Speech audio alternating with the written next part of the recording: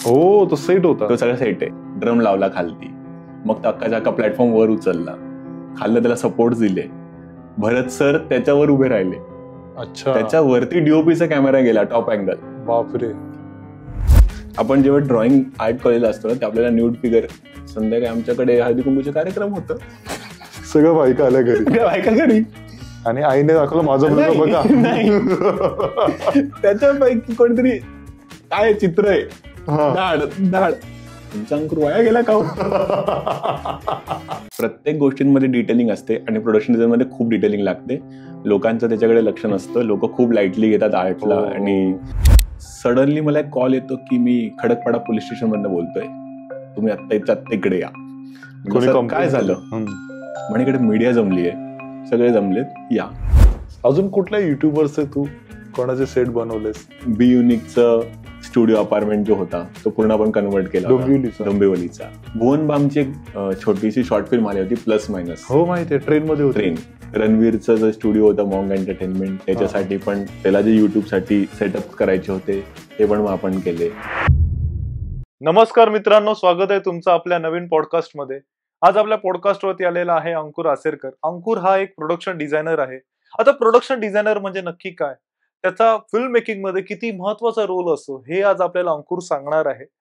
अंकुरने याआधी मराठी चित्रपट, हिंदी चित्रपट, मालिका, वेब सिरीज असे अनेक प्रोजेक्ट केलेले आहेत. सिनेमे फक्त बघायचे नसतात, तर ते उभे कसे राहतात हे जर तुम्हाला शिकायचं असेल तर हा पॉडकास्ट शेवटपर्यंत नक्की बघा. स्वागत आहे तुझं अंकुर. थँक्यू. ए स्क्वायर प्रोडक्शन डिजाइन, हैशटैग क्योंकि सब सेट है. क्योंकि सब सेट है. ओके. या. सो ही माझी एक फर्म आहे. ओके. आणि ती स्टॅब्लिश केली मी 2016 मध्ये. ओके. सो त्याच्या अंडर मी सगळे शूट्स, मोस्टली ऍड्स, फिल्म्स या सगळ्या डिझाईन करतो. फिल्म्स हिंदी मराठी? फिल्म्स मी एक हिंदी केली, कलाकांडी. त्याच्यामध्ये मी ऍज अन असिस्टंट म्हणून काम करतो. ओके. त्यानंतर मराठीमध्ये 2 मुंबई 2 आणि सांगतो ऐकाय अशी मूवी आली होती सचिन पिळगावकरांची. त्याच्यामध्ये मी असिस्ट केलं होतं. सो इट्स लाईक 2015 वगैरे ड्युरेशन. त्यानंतर मी ऍड मध्ये जेव्हा टर्न झालो, सो आय वाज लाईक की नाही अपने को तो यही करना है, ऍड ही करना है. कारण जे लुक अँड फील असतो त्या गोष्टींचा, जे दिसतं वाव फॅक्टर, तो ऍड मध्ये लगेच. तो फिल्म पेक्षा जास्त बजेट असतो ऍडचा? डेफिनेटली. ऍडचा एक ड्रॉबॅक की आपल्याकडे टाइम कमी असतो. हो. विथिन 2 or 3 days आपल्याला सेट उभा करायचा, मोठा शूट करायचंय. आणि काही त्यांच्या एक्सपेक्टेशन किंवा रिक्वायरमेंट्स अशा असतात ज्या लास्ट मिनिट वरती bomb. So you have to be ready की बस कुठून काय होऊ शकतं काहीच कल्पना नाही. आणि बिंग अ प्रोडक्शन डिझायनर मला सगळ्या गोष्टींचा एक लुक अँड फील प्लॅन करायचा आहे. की मी सेट डिझाईन करतो तर ती कलर पॅलेट, मग मला ते डायरेक्टर सोबत डिस्कशन करून की यार हा कलर पॅलेट आपल्या फिल्मचा. हे सगळं येतं प्रोडक्शन डिझाईन. येस. ओके. सुरुवात होते प्रोडक्शन डिझाईनची कुठून? सी बेसिकली काय असतं की आर्ट डायरेक्टरचा सुपरवायझर प्रोडक्शन डिझायनर असतो. ओके. आता टर्म मध्ये असं झालं की जो आर्ट डायरेक्टर तो स्वतःला प्रोडक्शन डिझायनर समजतो. ओके. पण तसं नाहीये. आर्ट डायरेक्टर आणि प्रोडक्शन डिझायनर या दोघांचं जे कंबाईन होईल, आय मीन प्रोडक्शन डिझायनर हा पूर्ण फिल्मची स्टोरी डायरेक्टरशी भेटून, डीओपीशी भेटून, कॉस्ट्युमवाल्यांशी डिस्कस करून तो त्या फिल्मला एका पॅलेटमध्ये बसवतो. पूर्ण फिल्म असो, ऍड असो, सगळं काही त्याच्याच टीम मधला आर्ट डायरेक्टर असतो. ते दोघांचं तेवढं कॉन्व्हर्सेशन असतं, तेवढं त्यांचं बॉन्डिंग असतं की जर सर मला म्हणतात की या पॅलेटमध्ये मी सगळं लुक अँड फील बघतोय. या पॅलेटमध्ये म्हणजे तो कलर पॅलेट्समध्ये ओव्हरऑल. की फॉर एक्झाम्पल आपण जर बघू की डवची ऍड असते ती व्हाईट, सगळ्या त्या गोष्टी असतात, सगळंच व्हाईट पॅलेट असतो. पण जर तुम्ही बघितलं असेल की तो साबण व्हाईट सेटवरती पण उठून दिसतो. Correct. So then you have to play with colours की अरे व्हाईट आहे पण थोडासा हिंट ऑफ येलो टाकला त्याच्यामध्ये. तर हे सगळं जेव्हा व्हाईट ऑन व्हाईट नाही, ते सगळं जेव्हा माझ्यासोबत डिस्कशन होतं की आपण असा प्लॅन करतोय तर आता व्हाईट ब्रेक करायला काय करू शकतो आपण, त्या मागे एक विंडो असेल त्याच्यामध्ये एक शाफ्ट येईल, त्या विंडोच्या याच्यामध्ये एक येलो थोडासा टिंट दिसेल आणि तेव्हा तो सेट तुमचा. सो नाव या टाइमला मी डायरेक्टर, डीओपी आम्ही हे डिस्कस करतो की आपल्याला असं काही करायचं आहे की इकडे कॅरेक्टर आहे, इकडे आपला मेन प्रोडक्ट आहे. सो मोर एम्फसाइज याच्यावरती व्हायला पाहिजे. माझ्यासोबत जो आर्ट डायरेक्टर असतो त्याला माझ्याकडनं म्हणजे बेसिकली डिझाईन झाल्यावर त्याच्याकडे सगळं क्लिअर असतं की आपल्याला हे डिझाईन करायचं, हे बनवायचं आहे. पण जेव्हा त्या सेटमध्ये तो जी काही गोष्ट आणतोय ती पहिले माझ्याकडनं अप्रूव्ह होते आणि नंतर ती पूर्ण टीमकडे जाते. जसं दोघं आपण आता एक्झाम्पल घेऊ शकतो की ऑफिसमध्ये ठेवला जाणारा फोन आणि एखाद्या लायब्ररीमध्ये किंवा दुसऱ्याकडे ठेवलेला फोन, हे सगळे वेगळे प्ले करतात. तर आता कोणाकोणा ते लक्षात नाही, अरे ठीक आहे नाही काय फोन तो आहे, बट नाही, आपल्या ऑफिसमध्ये फोन असतो, त्याच्यामध्ये नंबर असतात, कॉलर्सचे हे येतात. जे तुम्ही साध्या हॉटेलमध्ये बघाल तर साधा फोन असतो, जस्ट उठाया बात के खतम. या खूप साऱ्या गोष्टी डिफरन्शिएट करतात आणि त्या छोट्या छोट्या डिटेलिंग आहे ज्या खूप महत्वाच्या असतात. सो प्रोडक्शन डिझायनर हे सगळं बघतो की माझ्या सेटमध्ये ही जी डिटेलिंग होते ही प्रॉपर वाटते की नाही, ओव्हरऑल ती व्हिज्युअली ती फ्रेम छान दिसते की नाही. तो फक्त रॅन्डम नाही की हा चलो ठीक आहे यहाँ पे ये रख दिया, वहां पे वो कर दिया, त्याला नाही प्रोडक्शन डिझाईन. आता आमचं कसं वाटतंय सेट मिनिमलिस्ट. आम्हाला काही चेंजेस करायला आम्ही पटकन चेंज करू, आपण लवकरच करू. सो मी ते सांगतो की कोणीला लक्ष देत नाही, सगळ्यांना असं वाटतं अरे ऍक्टर कोणी मागचं बघत नाही. आता प्रॉप्स किती इम्पॉर्टंट रोल प्ले करता हे तुम्हाला लक्षात कधी येईल जेव्हा मी ते सांगेल तेव्हा. त्याचं फॉर एक्झाम्पल एक छोटंसं हे आहे की मी मध्ये एक वर्कशॉप घेत होतो, त्याच्यामध्ये मी लोकांना सांगितलं की मला एक मूवी दिसतोय ज्याच्यामध्ये लाल फोन युज केलाय. ओके. सो सगळ्यांचाच होतं लाल फोन, हेराफेरी. तुझं लक्ष तेव्हा गेलं की तो फोनच तिकडे रेडच का असं बोलतोय. हो, कारण पूर्ण स्टोरी फोनवरती आहे. काही नाही, फोनवरच सगळे फिरणार आहे. कबीर स्पीकिंग हे ते फोनवरच चालणार आहे, पण त्याला इम्पॉर्टन्स द्यायचं आपल्याला. तुमच्या अख्खा सेटचं हे पॅलेट थोडं डाऊन आहे, तो तिकडे एक प्ले करतो. वा वा वा. जेव्हा प्रोडक्शन डिझायनर स्क्रिप्ट घेऊन बसतो किंवा माझ्याकडे कुठली स्क्रिप्ट आली की मी त्याला पूर्ण ओव्हरऑल A to Z सगळं काही ओपन करून ठेवतो की हा कुठे आहे, अच्छा याचं लोकेशन असं आहे, तर मग या लोकेशनच्या आजूबाजूला पाणी असेल का, अच्छा असेल तर मग त्याच्या घरी पाईपचं हे आलं असेल का. बापरे. सो ठीक आहे, आता तो आलाय, त्याच्याकडे पाईपचं कनेक्शन आलंय, त्याच्याकडे सगळ्या गोष्टी आहे, पण तो कुठल्या कॅटेगरीमध्ये चाललाय, is he higher middle class. So basin जेव्हा मी लावेल तर तो सिरॅमिकच्या लागेल की तो डेकोरेटिव्ह लागेल, त्याच्यावरच्या नळ जॅगवारच्या असेल की साधा असेल. आता हे जेव्हा मी आता सांगेल की तुम्ही जेव्हा हे बघितलं गुल्लक मध्ये त्यांच्या बेसिन बाहेर होतं, जे बरोबर तसंच असतं, पण बाकी आपण ऍड्स वगैरे बघतो ज्या लॅविश असतात, ज्या जॅगवारच करतो, एक वेगळं ग्रँड असतो, रिचनेस असतो. Prop plays important role for everything, for ads, for films, सगळीसाठी. कसं ठरवतं की या फिल्मचा हा कलर टोन असावा की हा कलर पॅलेट मध्ये फिल्म शूट झाली पाहिजे, मग त्याच्यानुसार कपडे ऍक्टर्सचे कपडे डिसाईड होतात किंवा कपड्यानुसार नाही. सो हे जेव्हा आमचे पहिले डिस्कशन होतं की माझं एक काम करायची पद्धत अशी की मी पहिले डायरेक्टरचं सगळं ऐकून घेतो की तुला काय वाटतंय, तू जे काही सांगतोय माझा हा कॅरेक्टर असतो. पण हा काळानुसार पण बदलतो, तुमची फिल्म कुठल्या काळातली आहे. डेफिनेटली. ओके. जर मी तेही करू शकतो, जसं आपण भोपाळ साईडला किंवा गुजरात साईडला असे शूट करू तर तुम्ही तिकडे बघाल की वॉलवरती व्हायब्रंट कलर आहेत सगळे. अच्छा, म्हणजे त्या स्टेट एकदम धडाधड. जसं कोलकाताला तुम्ही शूट करता तिकडे वेगळाच कलर टोन आहे पूर्ण. ओके. त्यांचे टॅक्सेस वेगळे आहे. ओके. आपल्याकडचं हे वेगळं आहे. सो या सगळ्या गोष्टी आहेत त्या स्टॅब्लिश करता गोष्टी लोकेशनला. जेव्हा ती स्टोरी येते, कलकत्ताची स्टोरी आहे, तर मी कलकत्ता बोलल्यावरती डायरेक्ट तेच टाकटा क्लिअर होतं. मी कलकत्ता बोलून तिकडे ब्लॅक आणि काळी पिवळी आपली नाही दाखवू शकत, तिकडे तीच टॅक्सी त्यांची जरी मुंबई शूट केलं तरी. Yes. So we hire taxi, we paint it, direct paint करायचं आणि मग शूट करायचं. तर आपण ती सीट ते करतोच, प्रोडक्शन डिझाईन मध्येच करावं लागतं. या सगळ्या गोष्टी आपण दाखवतो, आम्ही इकडे शूट करतो, आम्ही तिकडे शूट करतो. त्यासाठी तुमची रिसर्च खूप स्ट्रॉंग असेल. येस. प्रत्येक गोष्टींमध्ये डिटेलिंग असते आणि प्रोडक्शन डिझाईन मध्ये खूप डिटेलिंग लागते. लोकांचं त्याच्याकडे लक्ष नसतं, लोक खूप लाईटली घेतात आर्टला आणि गेला की काय. आणि म्हणजे जसं मी बघतो तर कधी कधी सेटवरती पण अरे ठीक आहे आर्ट टीम आहे किंवा स्पॉट टीम आहे, पण ते लोक खूप मेहनत करतात. हा, म्हणजे हे खूप मला असं वाटतं की अंडररेटेड फील्ड राहिलंय फिल्म मेकिंग मधलं. कारण जर मी एकांकिका किंवा नाटक होतं, आमच्यासाठी एक सेट डिझायनिंग किंवा बेस्ट सेट म्हणून एक अवॉर्ड असतो. मग फिल्मसाठी तसं आहे का? हो. पण मग लोकांना तेवढं त्याचं म्हणजे लक्षात नाही राहत. हो, तेवढं ते इम्पॉर्टंट देत नाही त्या गोष्टीला की त्यांना हा बेस्ट ऍक्टर झाला, हा बेस्ट डायरेक्टर मिळालं, बेस्ट स्टोरी मिळालं, सगळं जातं. पण बेस्ट सेटचं पण असतं. जसं आपल्याला आता मला जेवढं लक्षात आहे की स्कॅमला मिळालं होतं, ज्यांनी स्कॅमचं सगळं रेडी केलं होतं. पायल घोष म्हणून एक फ्रेंड आहे माझी, सो तिला ते भेटलं तर तिने केली तेवढी डिटेलिंग, रिसर्च केलंय, दिसतं तो पूर्ण अख्खा एरा उभा केला होता 90s. सो हे आहेच. आणि का लोकांना त्याच्या मागचं त्यांना असं वाटतं हे 4 ऍक्टर्स आहे आणि हे खूपच हे आहे, पण ते 4 ऍक्टर जे समोर उभे त्यांच्या मागे 400ची अख्खी टीम आहे जी त्यांना तिकडे आणते. कधी कधी कॉस्ट्युमला पण लोक हे करतात, अरे ठीक आहे ना, ये क्या करे, चेंज कर देते, पण ते तसं चेंज नाही आहे. त्याच्या मागे थॉट असतो की त्याला त्याचा कॉस्ट्युम का दिलाय, तो इमोशन हे करतोय. म्हणजे ती अशी एकदम रोमॅन्टिक झोन मध्ये आहे असं आणि तिचं कॉस्ट्युम काहीतरी भलते. सो नाही होते, ते मॅचेस नाही होते. तुमचं काहीतरी कुठेतरी गणित चुकलंय, एक तर कॉस्ट्युम चुकलंय, एक तर लोकेशन चुकलंय, नाही तर हा सीनचं आता आहे ते चुकलंय. सो या सगळ्या गोष्टी जेव्हा प्रॉपर एक प्रोडक्शन डिझायनर डिस्काइज करतो आपल्या टीम सोबत, सगळ्या एचओडी सोबत, तेव्हा त्याला एक लॅविशनेस, तेव्हा त्याला एक प्रॉपर पॅलेट ते दिसतं आणि मग ते स्क्रीनवरती तुफान जसं चालूच आहे. करेक्ट. पण आता तू जसं मला रोमॅन्टिक बोलला, ते बीच वरती जे आपण सीन शूट करतात ते स्टिरियोटाइप नाही झाले, sky blue colour, pink colour. आता बघा ना, व्हॅलेंटाईन बोला ते सगळं तेच करतात, व्हाईट आणि रेड.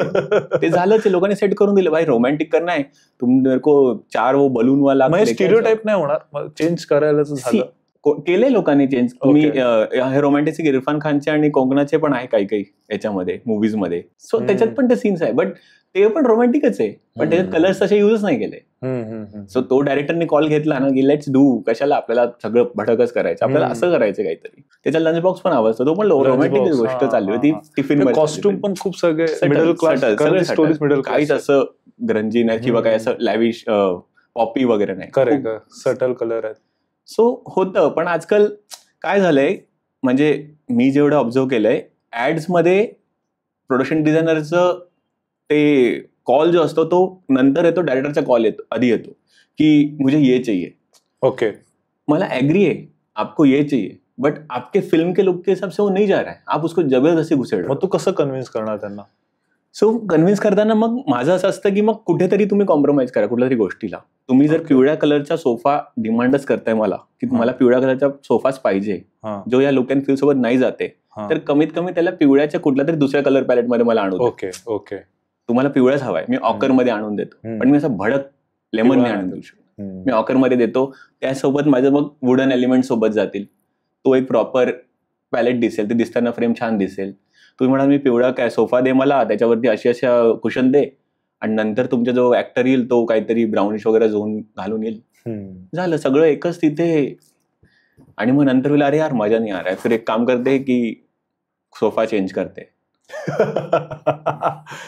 सो हे नाही असत, हे सगळे कॉल म्हणून आधी डिस्कस करा, आधी बोला. आणि म्हणजे माझं तरी तसंच प्रोसेस, मी जसंही काम करतो तर मी ठीक आहे, मी थोडा वेळ विचार करतो त्या गोष्टीला, नंतर लेट्स टेक इट. पण ह्याचा अभ्यास असतो, कलर पॅलेट. येस, कळतं कसं की हाच कलर इथे हवाय किंवा हा कलर असला पाहिजे, किंवा ह्याच्यासोबत म्हणजे फॉर एक्झाम्पल मी माझं सांगतोय, खूप मुलांचं असं ब्लॅक टी शर्ट वरती कोणती पॅन्ट घालायची किंवा आपण ब्ल्यू जीन्सच ठरवलेली असते, ते जे आहे हे कसं कळतं? नाही, सो कलरचं माझं तरी असं आहे की खूप एकतर जास्ती पॉपी नाही, आणि मला असं असतं की एकदम कुठली तरी गोष्ट लगेच कळून येते की अरे हे खूप भडक झालंय, हे नको जायला सोबत. कोणाला पण शिकल्यानंतर आलं की होतं ना, आपण जेव्हा कलर थेअरी शिकतो, आमचं जसं हे झालंय, सो मी फाउंडेशन ह्याच्यावरनं केलंय, अच्छा, स्कूल ऑफ आर्ट्स. नंतर मी BFA करायला पुण्याला गेलो. पण हे तू ठरवलेलं या फील्ड मध्ये जायचंय की तुला का वाटलं की मी हे केलं पाहिजे? जसं मी म्हणालो की अंडररेटेड फील्ड आहे, कोण ठरवून लहानपणीच ठरवत नाही की अरे मला सेट डिझायनर व्हायचंय किंवा मला प्रोडक्शन करायचं फिल्मचं, मी ऍक्टर व्हायचंय किंवा डिरेक्टर व्हायचं, असं ठरवू शकतात की असं मी बघितलं स्वप्न बघणारे. हे कसं काय आलं? ही जी स्टार्टिंग झाली माझी ही कॉलेजच्या वेळेसच झालेली मोस्टली, कारण की सगळ्यांना तेव्हा नाटकं करायचे होते. पुण्यामध्ये जे नाटक फेमस आहे, सगळ्या नाटकांमध्ये जाता. तू पुण्याचा आहेस? मी नाही, मी तेव्हा भारतीय विद्यापीठला शिकायला होतो. ओके. तर माझा मित्र आहे खूप जवळचा आहे, नकुल सुतार, आणि तो चांगली ऍक्टिंग करतो, चांगली बेस्टच ऍक्टिंग करतो, तो खूप चांगला ऍक्टर आहे. सो त्याचं असं होतं की मला ऍक्ट करायचंय, मला या सगळ्यांमध्ये हे. तर मी जेव्हा त्याच्याशी बोलायचो तर मलाही असं वाटतं अरे वा भारी, चला आपण ऍक्टिंग करू, आपण पण याच्यासोबत असं काहीतरी. पण मग दुसरं असं असतं ना की जेव्हा हे लोक काम करतात तेव्हा मला मजाच येत नाहीये, मला ऍक्टिंग करण्यामध्ये मजा येत नाही. मला असं की हे जे उभं झालंय ना, हे कसं उभं झालंय, मग आपण याच्यासोबत बोलून बघूया. मग जे माझे सिनियर्स होते मी त्यांना जाऊन भेटायचो की यार मला पार्ट करा. तर आधी सिनियर्स मग आपल्याला आधी काय काम सांगता, हे इकडे उचलून नेऊ ठेवू, तर त्यापैकी माझ्या एका सिनियरनी तेव्हा देऊळ मूवीचं प्रोडक्शन डिझाईन की आर्ट डायरेक्शन केलेलं. उमेश कुलकर्णीचे फिल्म. उमेश कुलकर्णी, राईट. तर संदीप भामकर सिनियर होते माझं. सो तो मला बोलला तू फ्री असशील तर ये. आणि मला रोज चान्स भेटतो आपल्याला, चलो जाते सेट पे जाएंगे, देखते क्या होता है सेट पे. तर सेटवर गेलं, तिकडची वाईबच वेगळी, फुल वाईब वेगळी. आणि तेव्हा मला असं कळलं यार हे केवढं आहे, किती भारी आहे हे सगळं करायला. म्हणजे तुम्ही अख्खं मंदिर उभं केलं इकडे, तिकडे मंदिरच नव्हतं. हो, तो सेट होता, तो सगळं सेट आहे. आणि मग मज्जा, एक एक गोष्ट तिकडे डिटेलिंग होते. मग आपण मंदिरामध्ये काय काय बघतो, मग सगळ्यांना आता म्हणजे तिथं फिल्म खूप हे झाली आहे, बट त्याच्यावरती जे हे लागलेले पीओपीज वगैरेचे ते दाखवलेले, ते पीओपी नाही, ते थर्माकोल आहे. सो त्याला डिटेलिंग करून वापस लावलंय आपण, हे सगळं. तर तेव्हाच वाटतं हे खूप छान इंटरेस्टिंग फिल्म आहे. आणि सगळ्यात जास्ती माझं जेव्हा टर्न करायची गोष्ट झाली, जसं मी पास आउट झालो, तर मला क्राईम पेट्रोलच्या एका क्रिएटिव्ह हेडकडनं मेसेज आला होता की आम्हाला ना एक स्केच आर्टिस्ट हवाय, ते बोलतात आणि तुम्ही स्केच बनवा. अच्छा, पोलीस स्टेशन मध्ये तो सांगतो, हो मैंने देखा उसको. Yes yes yes. सो मला बोलवलं आणि मी असा फुल ऍज अ ऍक्टर. नाही, ते बनवायसाठी. अच्छा, की तुम्हाला तुला बनवायचं स्केच आर्टिस्ट पाहिजे. हो. आणि माझी स्केचिंग वगैरे होती. सो त्यांना कोणी कॉन्टॅक्ट आय डोंट नो. आणि मी जाऊन जनरली बघायचं लांब केस, बॅग, आपले कॉलेज, आर्ट कॉलेजचे पोरं, आणि त्यांची मजाच बघतोय, अरे लोक टेकवर टेक घेतात, होतच नाही, काही होतं नाही. आणि मला असं बसवून ठेवलंय. मला सकाळी 9 वाजता बसवलेलं, मी 4 वाजेपर्यंत असंच बसलोय, काहीच नाही. अरे खूप बोर आहे, भाई करना है कुछ नाही करना, बस अभी आपका शॉट लगेगा. मग ते सांगायला लागला असं तसं. तर हे झालं, एकदा झालं. तरी मला काहीतरी पेमेंट तेव्हा हे केलं आणि मला खूप भारी वाटलं, अरे वा चला पेमेंट. आणि विथिन सेकंड और थर्ड डे परत कॉल आला की अरे और एक हे एपिसोड आपको वापस आना है. तर मी समोरून बोललो, भाई इतना जल्दी नहीं आएगा, मैं लेट आएगा. हा, कारण तुला थांबवून ठेवलं. म्हटलं मेरे को लेट आएगा. तो बोला नहीं सर, आपको तो 9 बजे आना पडेगा, आपका कॉल ये है. म्हटलं ठीक आहे. आता या वेळेस पण मी जाऊन बसतोय तिकडे, त्यांचे सेट चालू आहे. तेव्हा काहीतरी मद्रासची काही स्टोरी करत होते, कुठली तरी XYZ. सो त्यांची स्टोरी चालू होती आणि मी ना तिकडे बसून सगळ्या सेटची डिझाईन करेल रँडम, की यार असं असेल, हे असं होऊ शकतं, ते तसं होऊ शकतं. मग त्या लोकांचं ते जेल वगैरे आहे, तिकडे टेबल ठेवलंय, असं सगळं रँडम मी बनवलेलं. वरतून लॅम्प ब्लॉग लटकलाय, जे तिकडे नव्हतंच काही. मी फक्त आपलं असं बसून बसून सुरू होतं माझं. ते केलं, ते ठेवलं मी असं, आणि ते झालं आपलं जे काम होतं. स्केच बनवणं आहे, आपको बताना है, वो सब बताओ सांगितलं, डन. नंतर हे लोकांनी मला बोलले की ये जो स्केच इसने बनाया उसको अभी बुलाओ. हे काय म्हटलं, तू तुझी प्रोफाईल ठेवून आलास रॅन्डम. तर ते मला म्हणतं, भाई आप एक काम कर सकते हो, मैं आपको स्टोरी बताता हूँ, आप बना के दिखाओ. आणि पहिली स्टोरी त्यांनी मला मॉमेडियन एक त्याची दिली. बोललो हा ठीक आहे. सो मी तर डिझाईन कुराण बिराण बनवले फुल. त्या याच्यामध्ये मी मला आठवतं, स्केचमध्ये मी पिशवी लटकवली होती. तर त्या क्रिएटिव्ह डिटेलिंग मध्ये तू केलं होतं, स्केच केला होता. तो क्रिएटिव्ह हेडने बोलला, यार इसी में उसका ये छुपाते हैं, म्हणजे काहीतरी त्यांचं प्रॉप्सचं वॉट एव्हर, तो इसमें छुपाते और इसमें से वो खून टपकेगा तो पुलिस का ध्यान जाएगा. तर त्यांना ते भाई आवडलं असं सगळं. आता त्यांनी जेव्हा बोलले की ठीक आहे, आ जाओ कल से रोज. यार आ जाओ कल से रोज, ये क्या है? नहीं, आपका 10,000 पेमेंट है, आपको रोज यही करना है. म्हटलं स्केचेस? मला हा स्केच करायला भारी डन. आता पण मला हे नव्हतं माहिती, असं सगळ्यांचे 4 वेगळे टीम आहे आणि 4 वेगळे हे होत राहतात. नाही, 4 वेगळे डायरेक्टर आहेत. सो मंथ मध्ये तुमचे 4 एपिसोड शूट होतात, ते वेगळे डिरेक्टर राहतात. आणि एका टाइम नंतर माझ्याकडे सगळे झाले धाड की भाई माझं पहिले कर. हा काय सही नाही म्हटलंय, याच्यासाठी मी नव्हतं. तेव्हा त्या गोष्टीचा हा फायदा झाला की मी इतक्या रॅपिडली स्केच करायला लागलो बसल्या बसल्या, की मला गोष्टी माहिती पडल्या की अच्छा ठीक आहे, इकडे पिल्लर आला, पिल्लरवरती हे हँग झालं, पुढे गेल्यावरती पटकन आपण ड्रॉ केलं, बटन. ते खूप फास्ट झालं माझं. आणि हे फास्ट माझं यूज झालं जेव्हा मी ऍडमध्ये आलो. तर ऍडमध्ये आपलं क्रिएटिव्ह माइंड आणि क्विक कसं लागतं हे मला तेव्हा फील झालं. आता कुठल्या फिल्मसाठी तू केलं होतं सेट प्रोडक्शन डिझाईन? आता रिसेंटली 1 मेला रिलीज होणार आहे, आता थांबायचं नाही. हा येस, क्या बात आहे. त्याचं प्रोडक्शन डिझाईन आता म्हणजे झालंच आहे ते आता. येस, मी त्याचा टीजर पाहिला होता, भाई कमाल झाला होता तो, म्हणजे कमाल मेहनत. तो सेट आहे मोस्टली लाईव्ह लोकेशन आहे. कोणते सेट डिझाईन म्हणजे डिटेलिंग आहेत, पण त्या लोकेशन्स वरती तेवढं लाईव्हनेस, त्यांचं घर दाखवणं, त्या गोष्टी तेवढा. मला आज हा प्रश्न आहे, लाईव्ह लोकेशन वरती शूट करणं आणि सेट आपण करून त्याच्यावरती शूट करणं चॅलेंजिंग मला असं वाटतं लाईव्ह लोकेशन वरती जास्त येत असते. राईट. मग ते कसं तुम्ही फेस करता किंवा कसं सॉल्व्ह होतं? सो लाईव्ह लोकेशनचं जे आपल्याला मिळतं, जे आपण जिकडेही म्हणजे आफ्टर स्काउटिंग वगैरे आपण एखादं live location for example choose करतो, ऍज पर फिल्म त्या कॅरेक्टरमध्ये आणण्यासाठी मला त्याच्यामध्ये मग खूप चेंजेस करावे लागतात. मला कधी कधी पेंटिंग करावं लागत असेल, मग पेंट, कन्स्ट्रक्शन, त्याचे सगळंच करतो. म्हणजे माझं आता मला असं झालंय की मला मोस्टली लोक हायर करता to execute set rather than live location. त्यांना कारण माझे तो फोर्टे त्याच्यामध्ये काम करायचं आहे की हा. तुम्ही एक लिव्हिंग रूम दाखवताय पण त्याचंही जर लेअरिंग केलं तर ते किती इंटरेस्टिंग दिसू शकतं, ते मला जास्ती अट्रॅक्ट करतं. सो लाईव्ह लोकेशन घेऊन मग त्याच्या कधी कधी मी विंडोज काढून त्याच्यामध्ये मग वेगळ्या विंडो लावून त्याला थोडंसं टोन डाऊन करून, आता फॉर एक्झाम्पल आपल्याला करायचंच आहे त्याला जुनं ओल्ड लुकच द्यायचं आहे, तर मग आपण एकदम मॉडर्न त्याच्या विंडोज वगैरे ठेवून करू शकत नाही. डोर आपल्याला काढावंच लागतात. सो इन शॉर्ट मला फक्त 4 भिंतीच मिळतात. मग मी त्याला पेंट करणार, त्याच्यामध्ये पॅनलिंग टाकणार, हाफ खालती वेगळे डॅडो देणार, मग त्या घराला एक लाईव्हलीनेस यायला सुरुवात होतो की अरे हा हे या कॅरेक्टरचं घर असू शकतं. म्हणजे ते परमिशन कसे देतात घरवाले? आमचा दरवाजा चेंज केला शूटच्या आधी वेगळा होता. आमच्या त्यांचं म्हणणं असतं की काम झाल्यानंतर आम्ही जसं तुमचं घेतोय तसं परत करून देऊ, पण बरेचदा असं होतं की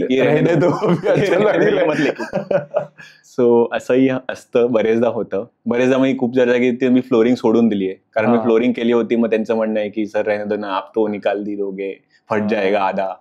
मग मला ठीक आहे, आता काय जाऊ दे, किसी का भला हो जाए, अभी क्या कर सकते आप उसमें. ओके, मग मला फिल्मच्या सेटवरती गंमत किंवा काय घडलंय, कशी मिळाली फिल्म, प्रोसेस मला ऐकायची. ही फिल्म बेसिकली डायरेक्ट केली शिवराज वायचळणी. तर हा शिवराज आणि आम्ही कॉलेजचे फ्रेंड्स आहोत. तर मी जसं आधी बोललो होतो की जे नाटक नकुलनी डायरेक्ट केलं होतं नाहीतर फुकट, त्याच्यामध्ये शिवराज ऍक्ट करत होता.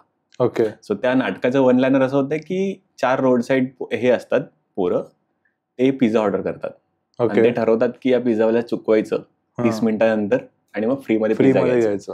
त्याच्यामध्ये शिवराजचं काम, बाकी सगळ्यांचं काम टॉप क्लासला होतं. आणि मग एक टाइम असं आलं की शिवराजला बेस्ट ऍक्टरचा अवॉर्ड भेटला आणि मी तिकडे एक बस स्टॉप उभा केला होता. पूर्ण त्या बस स्टॉपचाच खेळ होता तो, की त्या बस स्टॉपवरती सगळे प्लॅनिंग करतात. मग तो पिझ्झा मध्ये तिकडे स्टेजवरती एक मोटरसायकल येते ज्याच्या मागे तो डब्बा लागला असतो. हे तुम्ही एकांकिका स्पर्धेसाठी केलेलं? येस. आणि जो सेट होता म्हणजे जो बस स्टॉप होता त्याच्यावरती आम्ही लाईट बोर्ड लावलेला. त्या लाईटचं मी आणि माझं एक जो सोबत काम करायचा अमय भालेराव, आम्ही लोक जाऊन वरचा तो हे काढायचो. तर मग ते असं वाटायचं की रात्री जसे लोक येतात कामं करतात इतकरी आली की हा आता नवीन बॅनर लागला. तो बॅनर लागल्यानंतर हे लोक फक्त अरे 30 मिनिटं नंतर फ्री, याचा अर्थ काय, म्हणजे प्लॅन बनवतात की आता याला आपण 30 मिनिटं चुकवू आणि मग आपण त्याच्याकडे पिझ्झा घेऊ. हे असं त्याचं एक छोटंसं एक हे होतं. त्या याच्यामध्ये शिवराजला बेस्ट ऍक्टरचा अवॉर्ड भेटला आणि मला ॲज अन बेस्ट नेपथ्य म्हणून अवॉर्ड भेटला. सो ते अजून आमचं ट्युनिंग मग बसत गेलं. मग शिवराजचे अजून पण काही प्रोजेक्ट आले की तो जेव्हा डायरेक्ट करायला लागला स्लोली त्याचा थिएटर म्हणून एक ग्रुप आहे. सो त्यांचे पण नाटकं माझ्याकडे यायला लागली की अरे आम्हाला असं सेट बनवायचं, आम्ही असं करायचंय. तर ही नाटकं करता करता मग असं आहे की मी पास आउट झालो आणि तो तिथे एक उडागड्डे नावाच्या नाटकामध्ये मी पाहिली होती एकांकिका. सो उडागड्डे सेट तू बनवलाय? नाही, त्याच्या सेट आम्ही बनवलाय, मी नाही बनवला. मी तोपर्यंत क्राईम पेट्रोल मध्ये गुन्हेगार बनवत होतो. अरे ती कमाल होती एकांकिका. येस, तो अमय भालेरावने बनवलाय सेट. तो पण एका झाडावरती ते अडकलेले असतात. येस, एका झाडावर. आम्ही मुंबईचे रे, आमच्या एकांकिका मॉब वाले असायच्या आणि ही 2 पात्री एकांकिका होती ती. मला झाडावरती कसे काय ते सगळं शिवराजनी पूर्ण करून, ही जादू आहे सेट मध्ये ना. आणि त्यांनी अमयनी पण तेवढी मेहनत घेतली, पूर्ण टीमनीच मेहनत घेतली. ते नंतर जे पाण्याचं वगैरे शिवराजने डिरेक्ट केलेली, ती पूर्ण शिवराजने. ओके. येस, ऍक्ट पण तोच करत होता. राईट. नंतर ती फिल्म मध्ये पण मला वाटतं. पण असं होतं कमी बजेट असल्यावरती तुझी क्रिएटिव्हिटी जास्त काम करते किंवा तुला ऑप्शन शोधावे लागते. ठीक आहे, मी या कमी पैशात अजून काय करू शकतो इथे. दोन्हीही आपण बोलू शकतो, वाईस वर्सा. जिकडे गरज आहे तिकडे कमी बजेटमध्ये जर आपल्याला करायचं करता आलं तर, आणि कन्सेप्ट खूप छान आहे, so you have to do budget. मग बजेट तुम्हाला काही ना काही कुठून ना कुठून जुगाड करून करावं लागतं. ते आहे होतं. आणि फिल्मचं म्हणा झालं तर मग शिवराजचा मला असा एक कॉल येतो की नेक्स्ट काय डेज आहेत, तू काय करतोय. म्हटलं ब्रो ॲज युजल काहीतरी ॲड्स लाईन अप आहे या ड्युरेशन मध्ये. बोलतो यार थोडंसं मदत हवी होती. म्हटलं काय. फिल्म शूट करायची आहे, 16 पासून आपल्याला फ्लोअरवर जायचं आहे. म्हटलं ओके. 16 हे जानेवारी असेल माझा जेव्हा थॉट होता लास्ट इयर. हा, म्हणजे असं मी मनात विचारलं 16. बोलतो नाही, बोलतो 16 डिसेंबर. म्हटलं शिवराज 12 तारीख आहे. अच्छा, म्हणजे 4 दिवसांनीच. म्हटलं शिवराज काय झालं. बोलतो आहे एक्सवायझेड फॅक्टर, तू पहिले सांग हो की नाही. प्रोड्युसर सोबत आहे. म्हटलं काय झालं. बोलतो तू हो की नाही, तू फिल्म करतो का माझ्यासोबत सांग. म्हटलं प्रँक नाही करत आहे. बोलतो नाही प्रँक नाही करते. बोलतो तुला वाटतं का माझा आवाज ऐकू? तो फुल म्हटलं ठीक आहे, म्हटलं करतो, पण मी माझे ऍड्स वगैरे ऑलरेडी लाईन अप आहे. सो येस म्हटलं ठीक आहे, मी करतो फिल्म. सो त्यांनी मला स्टोरी पाठवली, सगळं काही त्यांनी व्हॉइस नोट पाठवले, रेकॉर्डिंग्स पाठवली, सगळं पाठवलं. तिकडच्या प्रोड्युसरला बोलला तुम्ही बजेटचं त्याच्याशी उद्या बोला, आत्ता तो ऑनबोर्ड आहे, मी त्याला स्टोरी रात्री नरेट करतो. सो मी कल्याणवरनं कारमध्ये स्टोरी ऐकत 12:30 शिवराजकडे पोहोचलो. पुण्याला नाही, तो मुंबईला होता, अंधेरीला. ओके. आणि त्यानंतर बोलतो हे आहे असं करायचंय, त्याच्यामध्ये क्लासरूम आहे, त्याच्यामध्ये वेगवेगळे कॅरेक्टर्सचे घर आहेत, त्याच्यामध्ये हे आहे, आपण लोकेशन बघितले, फक्त त्याला लिव्ड इन करायचंय, फक्त त्याला तो फील द्यायचा आहे की हा कॅरेक्टरच असेल. जर हा टॅक्सी चालवतोय तर त्याची टॅक्सी थोडीशी कशी असेल त्याच्या ह्याच्यानी, प्रत्येक कॅरेक्टरचं त्यांनी मला असं दिलं. So I was in mind की चलो करते. कट टू नेक्स्ट डे, एका साईडला आम्ही रेकी करतोय फर्दर शूट्सची विथ शिवराज, माझी दुसरी टीम रेकी करते जे 16 तारखेला शूट होणार त्याची. बापरे. सो तो पण असं झाला की that's why I want you Ankur on set, की तूच आहे की हे फुल करून घेशील. आणि मला की करते. म्हणजे 13ला रेकी दोन्ही साईडला चालू आहे, हे फॉरवर्डचं आहे आणि तिथे परवाचं म्हणजे 14 पासून तिकडे सेटअप सुरू होतं, जो BMCचं पूर्ण दाखवलंय ते. तर माझी पूर्ण टीम तिकडेच काम करते. आणि आम्ही लोक असं 15ला शिवराज जाऊन एकदा बघतो, बोलतो फोन करून, बोलतो बस ब्रो थँक्स, हेच हवं होतं की सेट उभा केला. सेट तिकडे जे काही डिटेलिंग हवी होती तिकडे BMCच्या ऑफिसमध्ये आपण सेट नाही लावला. ओके. पण ते 2017ला आणायचं होतं, आपण 25 मध्ये आहोत. ओके, 24 मध्ये सॉरी. सो 2017ला आणायचं होतं, 7-8 वर्ष आधी मागे त्याला हे करून सगळ्या गोष्टी तशा करायच्या होत्या. BMCचं ऑफिस कसं असेल ते पण, तो एक हाय प्रोफाईल थोडासा आहे, तर त्याचं थोडंसं कसं गोष्टी असतील त्या सगळ्या चेंज करून, म्हणजे माझं असं झालं होतं हाच आहे जिकडे थोडंसं मला पुढे मागे पडावं लागेल फर्स्ट 2 डेजसाठी, नंतरचं कंट्रोलमध्ये येऊन जाईल जोपर्यंत सगळ्या गोष्टी लाईनअप होत. आणि त्यापर्यंत ती फिल्म 16ला स्टार्ट झाली.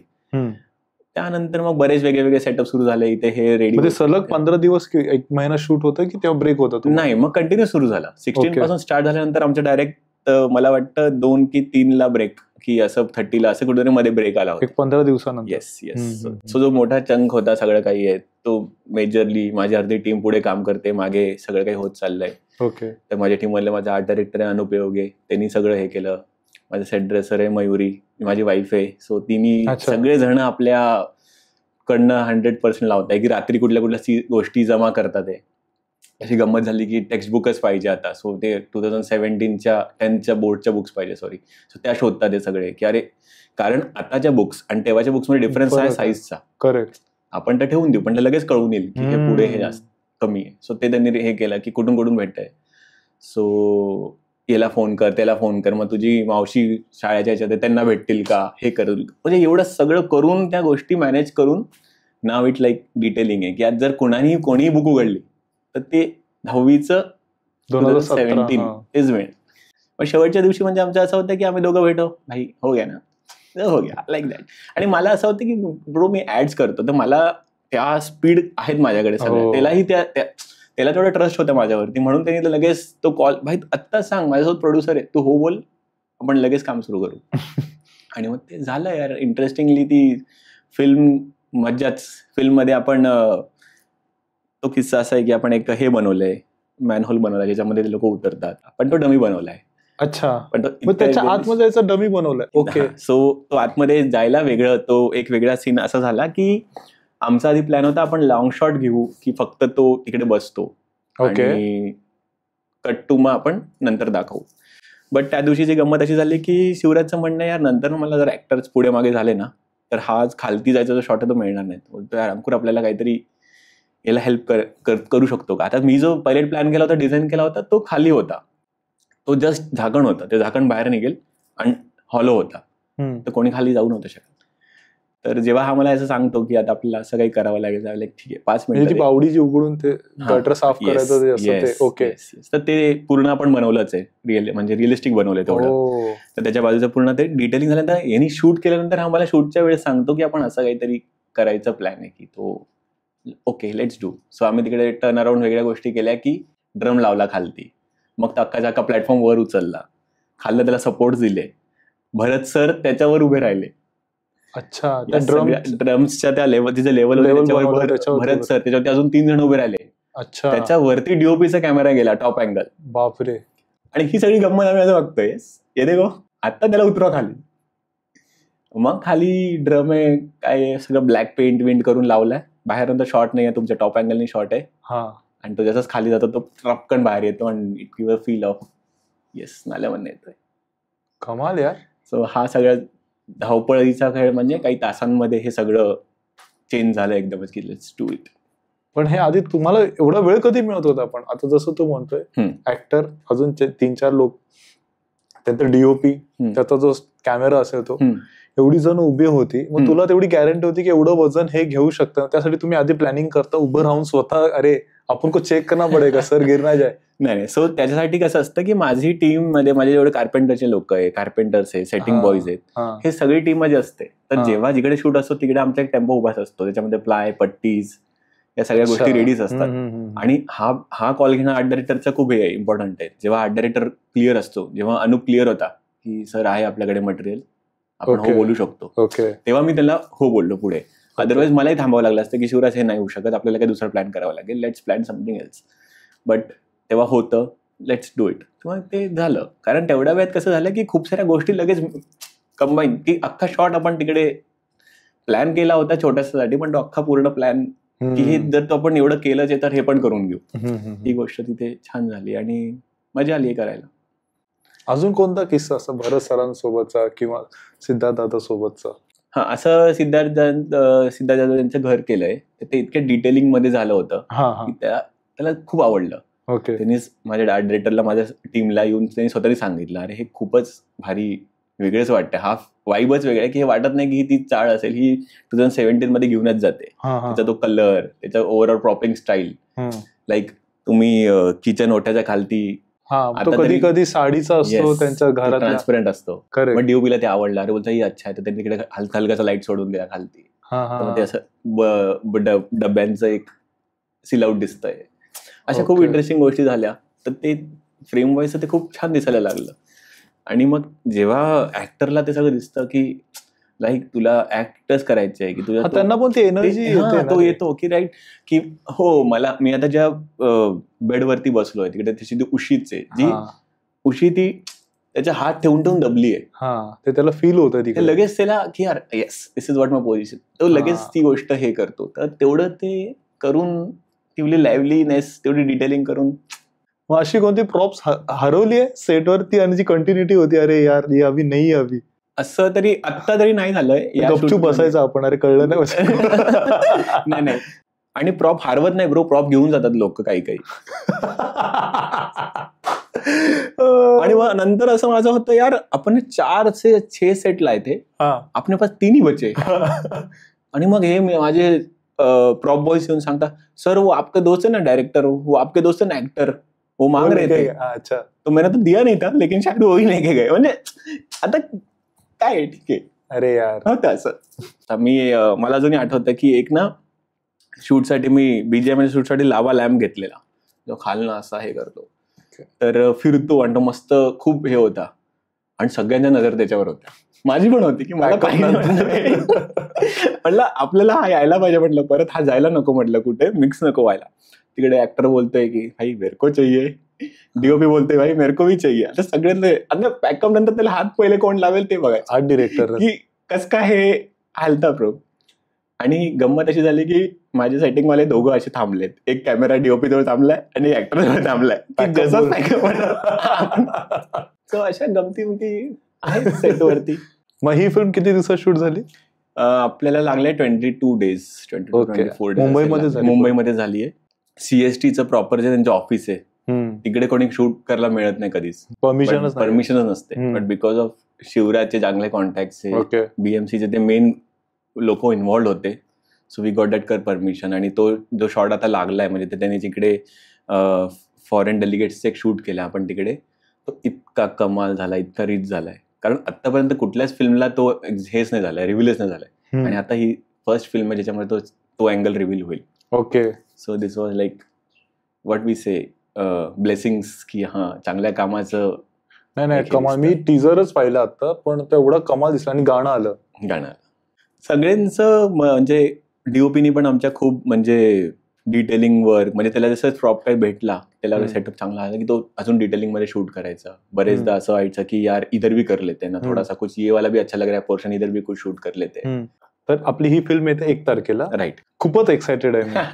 पण तुला आता जसं आपण ठरवतो की मराठी फिल्म्स बजेटमुळे, कमी बजेट असल्यामुळे, कारण आपला रेव्हेन्यू जनरेट कमी होणार आहे या ह्यानेच आधीच ते बजेट कमी ठेवतात.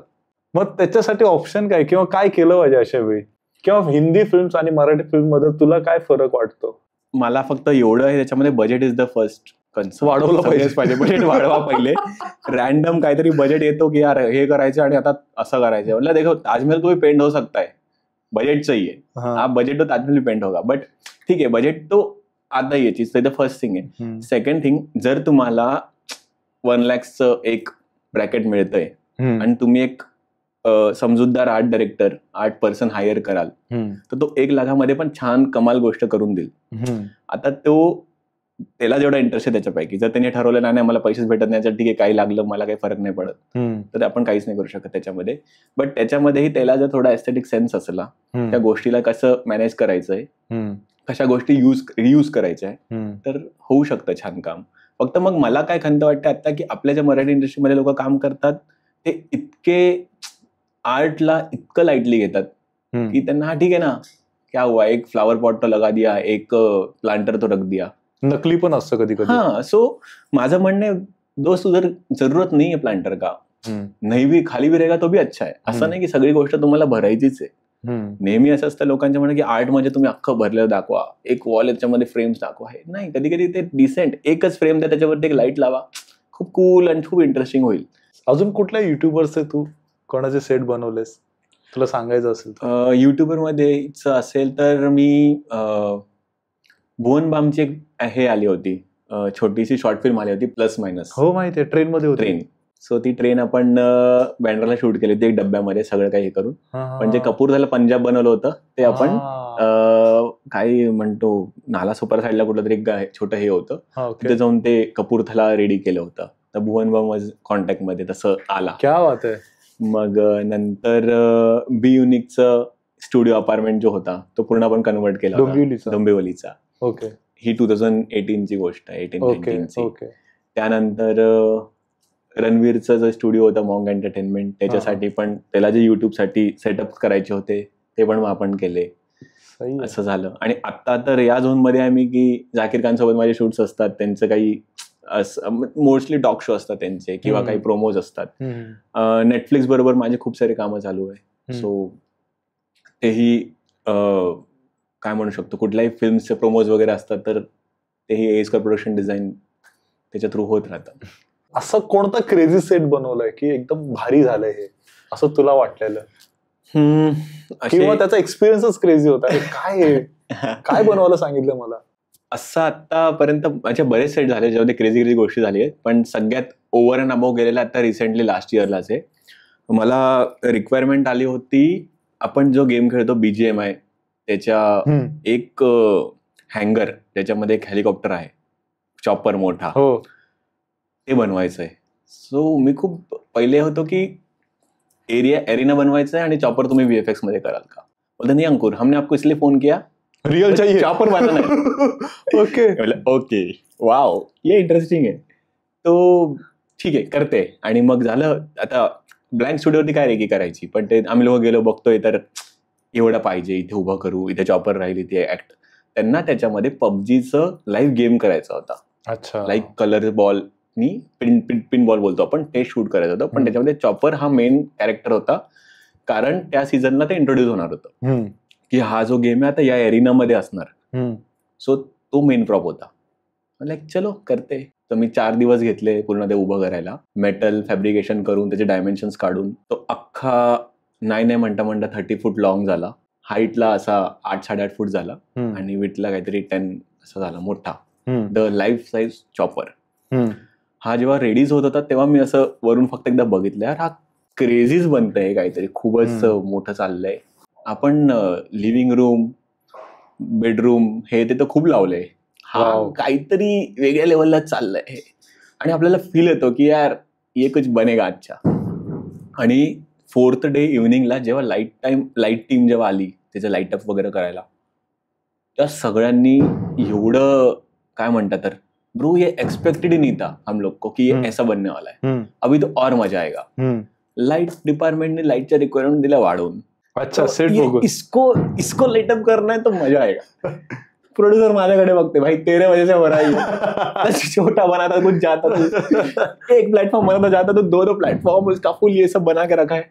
आणि नंतर तिने लाइटअप केला तो चॉपर, तो इतका मस्त दिसायला लागला की क्रेझी सेटअप. आणि दुसऱ्या दिवशी जेव्हा तिकडे शूट करायचं आहे तेव्हा सगळेजण शूट सोडून त्या चॉपर फोटो काढताय, कोणी आत जाऊन बसतंय, कोण काय करताय.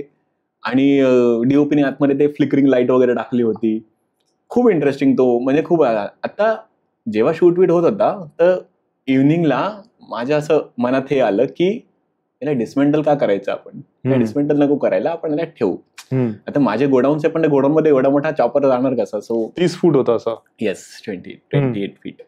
सो माझं असं प्रोड्युसरचे बोलणं झालं की कल का डिसमेंटल डे आहे ना. बोलता हा, कल डिसमेंटल डे आहे.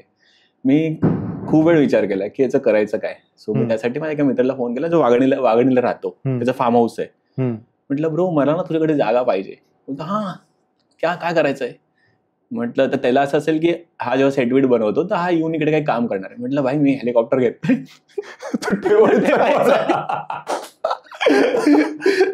तो तर एक मिनिट काय. म्हटलं यार असंच आहे. पप्पांना विचारू दे, आणणार कसा. म्हटलं तू ठेवणार का. बोलतो हो. ठीक आहे, डन. आता मला टीमला सांगितलं की आपल्याला उद्या ट्रेलर लागेल मोठा. फिल्म सिटीमध्ये 3 क्रेन एका स्टुडिओमध्ये चाललंय. जसं कधी होत नाही, ते लोक अलाउड करतात सिंगल छोटे मोठे. या टाइमला 3 गेले एकदम. तर प्रोड्युसर म्हणे भाई तू कर क्या रहा है. म्हटलं मी उसको ऐसे उठा के लेके जा रहा हूं. तो 3 क्रेन गया अंदर. म्हटलं हा गया आहे. आणि मी नव्हतो गेला सेटवरती, मी दुसऱ्या सेटवर होतो. 3 क्रेननी त्याला पकडलं, त्या चॉपरला उचललं आणि त्याला त्या ट्रेलरवरती आणून ठेवलं. म्हणजे तो एक क्रेननी त्याला स्टुडिओ मधनं मेन डोअर पर्यंत आणलं, त्याची शेपटी पकडून ठेवली मागून. दुसऱ्या एकेने त्याला पुढून उचललं, त्याला तसं बाहेर काढला अख्खाचा. आणि तिसऱ्या एकेने त्याला त्या दोघांच्या बेल्ट मधनं काढून मेन टँगेलावर ठेवलं. माझ्या टीमनी त्याला इतकं छान रॅप केलं होतं काळा पूर्ण प्लास्टिकनी, पण तो जो शेप दिसत होता असा मोठा की हा चॉपर आहे. चॉपरच हा त्यांनी सकाळी ठेवला. हा भाऊ रात्री निघाला तिकडून 10:30 वगैरे. मला सगळे फोन आले आणि मुलुंड चेकनाकालच्या पोलीसचा फोन आला पहिला. एक काय रात्री 12:30 वाजलेले. मला चांगलं लक्षात आहे. म्हटलं सर असंच आहे. अरे अच्छा, पण याचं परमिशन काय. म्हटलं याची परमिशन काय. म्हटलं माझंच प्रॉप आहे, मीच बनवलंय. असं नाही म्हणे कोणी बनवत आहे, वाटलं असेल. तो ऐकलंच तयार नाही. म्हटलं हे बनवलंय. म्हणून माझ्या याला सांगितलं सेटिंग बॉयला की भाई त्याला फोटो दाखव, ते फोटो बघ. म्हटलं हे बनलंय, हे आहे आतमध्ये. सगळीकडनं वाजून बिजून बघितलं. तो ठीक आहे म्हणे, पण याचं लेटर पाहिजे उद्या सकाळी. ठीक आहे म्हटलं देतो मी लेटर सकाळी. आता हा घेऊन तिकडे गेला वाघणीच्या रूटवरती. तिकडे रात्री असं कळतं की रस्ता छोटा नाही. सर कहाँ भेज दिया आपने, इधर तो अंदर टँक नहीं जाएगा, टर्न ही नहीं मारेगा ये. आणि तो पण बिचारा तिकडे वाट बघते आपला हेलिकॉप्टर येणार. मला असं झालं भाई त्याचे पैसे दिले सगळं काही अडकलो आता आपण. म्हणजे काम करो उसको कल्याण लेके आओ. तो तिकडनं फिरला बिचारा रात्री पूर्ण फिरत तो कल्याणला आला रात्री 3:30 वाजता. माझ्या कॉम्प्लेक्सच्या बाजूचा जो एरिया आहे तिकडे 2 कार लागलेल्या, त्याच्यामध्ये हा चॉपर असा ठेवून दिला. आणि तो पॅक आहे मस्त. काही कोणाशी काही त्याच्याशी कोणाला तोपर्यंत काहीच नव्हतं. सकाळ नव्हतं, पहिल्या दिवशी दुपारपर्यंत काहीच नव्हतं. संध्याकाळी ग्रुपवरती बॉम्बार्डिंग सुरू झाली. चॉपर या एरियामध्ये चॉपर आहे, या एरियामध्ये चॉपर डोलले, कोणाचं आहे काय आहे. सगळ्यांना वाटतं की समोर एक पार्क बनतो, त्याचं खेळणं बिळणं असेल. मी एक साधा मेसेज ठेवला की इट्स माइन, बस सोडून दिलं मी. मला काही आता याच्यात असं झालं की आहे 3-4 दिवस झाले कोणी काही करत नाही, कोणी काही बोलत नाही. आपलाच एरियामध्ये नीट आहे, सेफ आहे, लक्ष आहे आपलं. ब्रो सडनली मला एक कॉल येतो की मी खडकपाडा पोलीस स्टेशन मधनं बोलतोय, तुम्ही आत्ता इकडे या. काय झालं. म्हणे इकडे मीडिया जमली आहे, इकडे आमचे DIG आलेत, जो तिकडचा हे असतो कॉर्पोरेटर तो आहे, सगळे जमलेत, या काय करता तुम्ही. म्हटलं सर मी नाही येऊ शकत. म्हटलं मी गोरेगावला आहे, तर असं आहे. सगळेजण जमले. म्हटलं सर झालं काय. म्हणजे तुमचं आहे. म्हटलं हो. कोणाची परमिशन घेतली, अशी कशी ठेवू शकता. खूप काहीचं काही ते सुरू झालं. म्हटलं सर मी आज नाही भेटणार म्हटलं, तुम्हाला उद्या भेटायला येतो. तोपर्यंत माझ्या मित्रांना वगैरे मी फोन करून पाठवलं की जा भेटा, सांगा सगळं. तर हा किस्सा असा झाला की त्यांना फाडलं थोडंसं त्याचं हे त्यांना विश्वास नव्हता बसत. सो त्यांनी ते पन्नी पूर्ण फाडली त्याची, ओव्हरऑल जो ड्रेप केलेला. आतमध्ये बघून आले टॉर्च बिरून काय काय आहे, सगळं काही चेक केलं. आणि दुसऱ्या दिवशी मग मी गेलो. तर माझ्या लुकवरनंच त्यांना असं होतं की अच्छा तूच का रे तो? म्हटलं हो मीच. बस आता मी गेलो होतो 11 वाजता. माझ्या धाकधूक ही होती की आता हे लोक म्हणतील की घेऊन जा, असं कर तसं कर. 11 वाजेपासून 4 वाजेपर्यंत आम्ही गप्पा गेल्या त्या चॉपर बद्दल. आणि त्याने इतकं छान समजवलं. बोलतं मला तुझ्या त्या गोष्टीची प्रॉब्लेम नाही आहे, माझ्या डिपार्टमेंटला माहिती नाही 7 दिवसापासून एवढी मोठी गोष्ट ठेवली इकडे, मला त्याच्यावरची जास्ती चीड. हा यार याचा पॉईंट बरोबर आहे, याच्या डिपार्टमेंटला राऊंड अपला जातं, त्यांनी काय नाही बघितलं. ते झालं. मग नंतर मला असं वाटलं लागलं की यार बघ त्रास नाही त्याच्या कोणाला, काही होत नाही, बट उगाच उद्या परत कोणी येऊन मला बोलेल की यार हे तो. मग मी त्याला घेऊन आता इकडे ठेवलंय, फिल्म सिटीच्या एरियामध्ये ठेवलंय. अच्छा. सो कसं असतं नॉर्मल, मला असं वाटतं की नॉर्मल जे ऑडियन्स असते आपली, त्यांना असं वाटतं की बनूच नाही शकत, हे एवढं मोठं आहे कसं बनवता येईल आपल्याला, त्याच्यामुळे मे बी ते भारावून गेले असते. हो. आणि त्यांचं असं झालं ना की आर्टिस्ट आम्हाला एवढं माहिती आहे, हा आर्ट डायरेक्टर एवढं माहिती आहे, पण हा एवढं काम काय आहे, जादूगर निघला. खूप जण आर्ट करते क्या हो, आर्ट डायरेक्टर करते क्या हो, नाही काय ठीक आहे मी असं करतो. म्हणजे मला आधी लोकांना सांगावं लागेल जेव्हा तुम्ही ऍड बघता ना त्याच्या मागे जे काय ते मी करतो. अच्छा पेंट करता, पेंट नाही करत. डायरेक्टर म्हणजे पेंटर. त्यांच्या प्रत्येकाचे हे तो वेगळाच किस्सा आहे की काय झालेला की आपण जेव्हा ड्रॉइंग आर्ट कॉलेजला असतो ना, ते आपल्याला न्यूड फिगर काढायचे असतो. न्यूड फिगर काढले होते. मुलगा वाया गेला. संध्याकाळी आमच्याकडे हळदी कुंकूचे कार्यक्रम होतं, सगळं बायका आल्या घरी आणि आईने दाखवलं माझा मुलगा बघा. त्याच्यापैकी कोणतरी काय चित्र आहे, दाढ तुमचा अंकुर वाया गेला का? आई माझी सांगते त्यांच्या अभ्यासाचं हे सगळं असतं. असं कसं कोणता अभ्यास, आम्ही का नाही बघितलं. आता हे ह्याच्यावरून आलं की आर्ट डिरेक्टर हे करिअर होऊ शकतं. मग असे किती जे नवीन मुलं असतील ज्यांना करायचं असेल, त्यांना तू काय सजेस्ट करते की काय केलं पाहिजे तुम्ही, किंवा कुठून तुमची सुरुवात झाली पाहिजे? सुरुवात इथून केली पाहिजे तुम्ही. ज्यांना या फील्डमध्ये यायचंय त्यांनी ऑब्झर्वेशन त्यांचं खूप चोख पाहिजे. ऍज अ आर्टिस्ट ऑब्झर्वेशन असलंच पाहिजे. येस. म्हणजे तुम्ही असं नाही म्हणू शकत की ठीक आहे ना कोण बघतं, नाही, तुमची तेवढी डिटेलिंगला नजर पाहिजे. जर तुम्ही कुठल्या कॅरेक्टर बद्दल, म्हणजे तुम्ही कधी या फील्डमध्ये याल तर कलरचं तुम्हाला नॉलेज पाहिजे प्रॉपर, रिदम, एस्थेटिक, या सगळ्या गोष्टी खूप इम्पॉर्टंट आहे. आता जेव्हा मीही माझी टीम चूज करतो तर माझ्या टीम मध्ये आर्ट डायरेक्टर, सेट ड्रेसर, मग असिस्टंट आर्ट डायरेक्टर, मग assistant production designer, assistant art डायरेक्टरचं सेकंड आहे, मग सगळे आर्टिस्ट असतात. हे सगळे आर्टिस्ट असतात. तर ही सगळी जेव्हा टीम असते तर प्रत्येकाने आपले आपले रोल डिवाइड करून घेतले असतात. तर जेव्हा आमच्या टीम काम करते, जसं आता फिल्म बद्दल आपण जर घेतलं तर फिल्मची जेव्हा स्टोरी आली त्यानंतर आमच्या टीमने एक डॉकेट बनवला प्रॉपर. ओके. त्याच्यामध्ये भरत जाधव यांच्या घरचं लुक अँड फील असं असेल. ओके. मग ते रेफरन्सिंग झाली, मग त्याचं कलर कॉम्बिनेशन असं असेल की ते त्यांच्या कॅरेक्टरनुसार, त्यांच्या परिस्थितीनुसार त्यांची लेवल काय दाखवते आपण फिल्म मध्ये. ओके. मी त्यांच्या पॉवर काय आहे त्यांची, त्यांच्या खालचा जो आहे त्याच्या घराचा लुक अँड फील कसं असेल, तो जर कॉलनीमध्ये किंवा चाळीत राहतोय तर त्याचे पडदे कसे असतील, मग ते पडदे बांधून ठेवल्यावरती ते कसे क्रम्बल झालेले असतील, हे सगळे सेट ड्रेसर प्लॅन सगळं काही झालं. जेव्हा डॉकेट बनतो मग तो डॉकेट त्याच्यामध्ये कलर पॅलेट, प्रॉप्स या सगळ्यांचे फोटोज ऑलरेडी येतात. मग तो डॉकेट घेऊन माझ्या टीम कडे तो फॉरवर्ड होतो.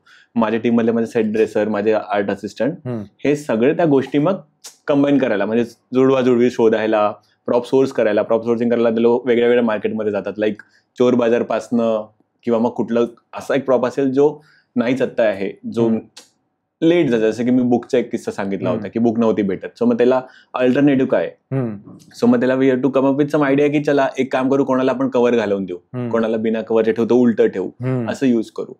मग जे शूट वरती टीम असते ती कंटिन्युटी मॅच करत राहते की लास्ट शूट मध्ये हे असं होतं तर ती कंटिन्युटी प्रॉपर चालली आहे की नाही, त्यांनी हॉल तिकीट घेतला तो परत दिला, परत त्यांच्याकडे आहे की नाही, आणि परत तो त्या शॉटमध्ये वापरला जातोय की नाही. बरेचदा छोट्या छोट्या गोष्टी होत्या ज्या मिस होऊन जातात आणि नंतर नाव खराब होतं, अरे आर्ट वालोने गंदा काम किया. पण त्याच्यामध्ये डीओपीने घाई केली असेल एखादा, अरे मेरा लाईट हो जा रहा है, मेरा सन जा रहा है, मेरा सन जा रहा है, जल्दी काम करो. कधी कधी असं होतं की टाइमचं आपल्याला लोकेशन सोडायचंय, सो फटाफट करू. मग याच्यामध्ये छोट्या छोट्या गोष्टी होतात. बट मी तरी हे म्हणेल की जोपर्यंत you are not satisfied with the work ते करूच नका. म्हणजे त्याच्यामध्ये हेच करू. आणि मला खूप मजा येते की अशा काहीतरी नवीन क्रिएटिव्ह गोष्टी मला करायला भेटत आहे. आता एक रिसेंट येणार आहे, त्याच्यामध्ये पण असं काहीतरी वेगळं बनतंय, पण मी आता डिस्क्लोज नाही करू शकत. तेही खूप मोठंच काहीतरी वेगळं चाललंय. तर करिअर म्हणून तू बोलतेस की ह्याच्यात जर नवीन येत असेल तर कशी अर्निंग आहे, ते व्यवस्थित राहू शकतात? येस अर्निंग अर्निंग आपल्याला स्टार्टिंगला थोडी एक असतं प्रत्येकाचं. एक आर्ट डिरेक्टर वेगळे चार्ज करतो, एक इंटर्नला वेगळे चार्ज भेटतात, असिस्टंट आर्ट डिरेक्टरला वेगळे चार्ज भेटतात. It depends on their work also. Sir for example काय, मला आता काही काही असिस्टंट खूप शार्प माइंडेड आणि खूप चांगले हुशार, तर मग त्यांना मला ती अमाऊंट द्यायला काही हरकत नाही. पण जे नवीन येतात ते डायरेक्टली मेरे को इतना चार्ज करतो आणि त्याला काही माहित नाही. सो असा एक किस्सा होता की माझ्याकडे एक असिस्टंट आला होता, तो त्यांनी असंच केलं की मी इतना पर डे लूंगा. आणि माझं असं होतं, भाई मला आता ये नाही, मला ते मी तेव्हा नाही हात तर हे जे कियावाला आहे ना, माझ्याकडे अजून एक त्याची गोष्ट आहे. तर हे तर त्याला मी बोललो ठीक आहे, आता हा एवढं घेतोय म्हणजे हा एक्सपिरियन्स असेल. तर मी त्याला फोन म्हणजे सगळं झालं, त्याला ऑनबोर्ड घेतलं, त्याला ब्रीफ दिलंय, त्याच्याकडे डॉकेट आहे. त्याला बोले काम कर, ये शॉप से अपने वो कर्टन का लॉक किया, वो कर्टन आप लेके आओ, आते समय आप कर्टन रॉड लेके आना, आप कर्टन्स के फुंदरू लेके आना और कर्टन को नेफा मार के लाना. आता यापैकी त्याला कर्टन समजलं, त्याला रॉड समजला, कर्टनचे फुंदरू काय आहे. त्याच्या डोक्यात फुंदरू म्हणजे तुझी दोरी येते. आणि आपलं जे एक बॉन्डिंग असतं आपल्या टीमचं, त्यांना माहिती फुंदरू म्हणजे ते साईडचे शॉट. सर म्हणतात ते फुंदरू म्हणजे ते साईडचे जे फुंदरू असतात वॉलला लावायला ते. तर त्यांनी ते फुंदरू घेतलं. चल फुंदरूचं त्यांनी ते शोधून घेतलं की दोरा असेल किंवा वॉटेस मध्ये जी टस्कल लावतो ती असेल, पण त्याला नेफा काय हे नाही. आता हा भाई 8 वाजतापासून म्हणजे नाही 4 वाजतापासून 8 वाजेपर्यंत ना कोणाशीच बोलत नाही, कोणाला काहीच मेसेज करत नाही. आणि मला असं झालं हा करतोय, मी पण लक्ष नाही, बाकी सगळे आपलं आपलं काम करताय, सेट एक्झिक्यूट होतोय सगळं काही. मग माझ्या असिस्टंटला बोललं भाई हे किधर पर्दा लाने का अभी तक आया नहीं. तो माझा जो फर्स्ट असिस्टंट होता त्यांनी फोन लावला, बोलता सर ने मेरे को बोला नेफा. भाई ये नेफा क्या होता है. तर तो मला बोलतो की हा फर्स्ट टाइम काम करतो आपल्यासोबत. म्हणलं हो. मी शाळा घेऊ म्हणलं, पण तो एक्सपिरियन्स है. बोलला कितना ऐड किया है. स्टार्टिंग ऐसी की कितना ऐड किया है. तो तू इतना पैसा मांग कैसे सकता है, तेरे को पता ही नहीं नेफा है. तो माझ्या समोर हे करतो, अरे भाई वो सेट पे आके सुना दे. भाई बता, सर का फोन आने के पहले मैंने सर को बता दिया की तेरे को पता नहीं कुछ. फुल त्या दोघांच्या तिकडे हे. मग त्यांनी सांगितलं की आपण जेव्हा कर्टन रॉड जाण्यासाठी जो स्पेस असतो त्याला आपण नेफा म्हणतो, खालचं जे स्टिचिंग करतो त्याला हे म्हणतो. असं सगळं प्रॉपर त्यांनी त्याला गाईड केलं. आणि त्यांनी फोन ठेवताना बोलला देव इसको 8,000 और. आणि माझ्याकडे बघून ठेवून दिला फोन. मी म्हटलं सर ठीक आहे. असंही असतं किस्से. अजून याच्या वरचढचे जे असतात टॉप कॅटेगरी, ते आपलंच काम आपल्यालाच दाखवतात. आणि असं कॉन्फिडेंटली दाखवलं त्यांनी पण की हे आहे हे. आणि मग नंतर लगेच आला माझ्या सेट समोर जो मीच केला होता आणि लक्ष द्या आपल्या कामावर नाही की ही आपली स्टाईल आहे. तर मी त्याला आता मला मजा भेटली, आता चलो मिल गया कोई आज. कुठे गेला हा सेट. तो सर आम्ही पावसामध्ये होतो इथे, त्या साईडला केला, नायगाव साईडला जाऊन केला, असं केलं, खूप पाऊस पडता. मग डायरेक्टर बोलला मेरे को कुछ तो चाहिए. मग मी हे असं छोटं छोटं करून लावून दिलं. मस्त म्हटलं सोफा कुठून भेटला. तो मी पेपर फ्राय वरून सोफा मागवला. म्हटलं शूटसाठी. हो माझे कॉन्टॅक्ट्स आहे. क्या बात आहे म्हटलं. तुला नाही वाटत हा सोफा अजून एका ऍडमध्ये मी बघितलाय. बोलतो नाही सर हा येऊच नाही शकत. मी पेपर फ्राय वरून मागवूया, माझे त्यांच्याकडे कॉन्टॅक्ट आहे, ते मला रेंट आउट करतात. ठीक आहे म्हटलं. सगळं ऐकलं. म्हटलं ही ऍड कोणी कुठे पोस्ट केली असेल, म्हणजे तुझीच आहे ना, तर तुला कोणी क्रेडिट वगैरे दिले असतील बघ ना. म्हणतो हा बघतो. टाकलं त्यांनी युट्यूब वरती. आणि त्याचे टॅग्स चालू आहेत आपले एस्कर प्रोडक्शन डिझाईनचं. सरळ ती ऍड सुरू झाली एस्कर प्रोडक्शन डिझाईनवर. असं माझ्याकडे बघतो, ऍडकडे बघितलं. म्हटलं अजून काही. सर बघितली नव्हती मी तुमच्या पेजवर. त्याच्या तुला काही शब्द नव्हते आणि मलाही असं होतं की आता काय बोलू मी याला पुढे यार. सो लोक एवढं करतात, म्हटलं काम करा, नो डाऊट. तुम्ही हा म्हणजे थोडस ज्याच्याकडे तुम्ही भेटायला जाता त्याच्याबद्दल माहिती करून रिसर्च करा. आणि ज्याला आवड असते ना ब्रो, ते खूप मन लावून काम करतात. म्हणजे प्रत्येक डिटेलिंग, जसं फिल्मच्या वेळेस पण झालं होतं. तर ही फिल्म मराठी फिल्म आहे म्हणून मला ऍड्सची जी माझी टीम आहे पूर्ण, त्यांना लगेच विचारून की हा तुम्ही कराल का, ते लोक नाहीच म्हणणार. त्यांना जेवढं पर डे आहे त्यांना भेटतो ऍड मध्ये, त्यांना जे मी पे करतो ते मी फिल्मच्या हिशोबाने त्यांना देऊच नाही शकत. सो जशी फिल्म रेडी झाली तर जे ए स्क्वेअरला स्टार्टिंग पासून जॉईन आहेत तेच लोक या फिल्म मध्ये आहेत. सो त्या लोकांना इतकं हे होतं की चला फिल्म करूया, तुम्ही फक्त आम्हाला सांगा डिझाईनचं काय आहे, बाकी आम्ही सगळं त्याला बरोबर हँडल करू. किती जणांची टीम होती अशी तुमची? सो आता आपल्या याच्यामध्ये 7 जण होते आपल्या टीम मध्ये. आणि त्याच्यामध्ये मग सगळ्यांच्या असं जर मी कॅटेगरी करायला गेलो तर मी सगळ्यांना असं त्यांचे काम प्रॉपरली डिवाइड करून दिले होते. जसं अनुप होता, Anup Yogesh was the art director. तर माझ्याकडनं जो काही डॉक्युमेंट आहे तो अनुपकडे जायचा. तो अनुप पूर्ण त्याच्यावरती त्याला जसं ओपन करून की हा हे आहे. मग तसंच मी जसं म्हणालो की ती डॉक्युमेंट मयुरी बघायची की सेट ड्रेसिंग मध्ये तिला काय काय प्रॉप्स लागणार आहे, कसे होणार आहे. मग मयुरी आणि गौतम हे दोघं सेट ड्रेसिंग करायचे. आणि नवी आणि एक सिद्धेश म्हणून होता, सिद्धांत, हे दोघं, सिद्धांत ग्राफिक हँडल करायचा आणि नवी शूट हँडल करायचा. तर माझ्या सगळ्यांची कामं बरोबर तसे हे राहायचे. सो जसा जो प्रॉप आला, तो प्रॉप लागला, तो तिकडे जातो की नाही, यूज त्या ओव्हरऑल लुक अँड फील मध्ये बसतोय की नाही तो प्रॉप, तो कितपत ऍप्ट आहे, हे सगळ्या लोकांनी प्रॉपर हे करून मला एक प्रॉपर सेट फिल्म आणि त्याचं एक डॉक्युमेंट पाठवलं की आपण हे असं असं बघतोय. मग ते ड्रॉइंग नंतर शिवराशी भेटून की हा चल ठीक आहे आपण हे घर असं दाखवतोय. खरं सांगू तुला, आज बऱ्याच गोष्टी प्रोडक्शन म्हणजे नक्की काय हे क्लिअर झालं. इव्हन ऑडियन्सलाही क्लिअर झालं असेल आणि ह्याच्यामध्ये करिअर करणारे खूप जण असतील, त्यांना सुद्धा एक आयडिया आली असेल. थँक्यू सो मच तू आज पॉडकास्टवरती आल्याबद्दल आणि एवढे तुझा एक्सपिरियन्स आमच्यासोबत शेअर केल्याबद्दल. तुझ्या नवीन फिल्मसाठी आता थांबायचं नाही, यासाठी तुला एक आता थांबायचं नाही. Yes, thank you. खूप खूप शुभेच्छा. मलाही खूप खूप भारी वाटलं. आपण करू माझ्या इट्स जाऊन स्टुडिओ वगैरे, तुला मी सांगेन सेट कर, मोठा बनव, डायरेक्ट लाईव्ह पहिल्या शॉट मध्ये दिसेल पैसा इधर गया है, सब पैसा उधर नाईस, करूया. थँक्यू सो मच भाई. चला, टेक केअर.